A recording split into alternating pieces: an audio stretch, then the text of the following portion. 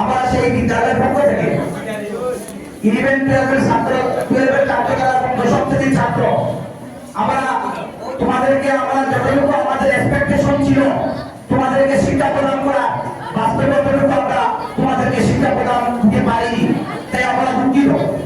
কিন্তু আমরা তোমাদের কাছ থেকে যেভাবে সাড়া পেয়েছি তোমরা আমাদের অত্র প্রতিষ্ঠানের প্রত্যেক শিক্ষক শিক্ষিকা মন্ডলীকে যেভাবে যথাসময়ে যে নির্দেশ তোমাদেরকে দেওয়া হয়েছে তোমরা যথারীতিভাবে সেই নির্দেশ মেনে তোমরা স্কুলে এসেছো এবং বাড়িতে গিয়েছো অধ্যয়ন করেছো আমার এক্সপেকটেশন আগামী যে সামান্য দিন আসে সেই দিনে যদি তোমরা অধ্যয়নের সহিত যদি তোমরা লাগিয়ে থাকো অবশ্যই তোমরা একটা এক্সপেক্টেড রেজাল্ট এনে দিতে পারবে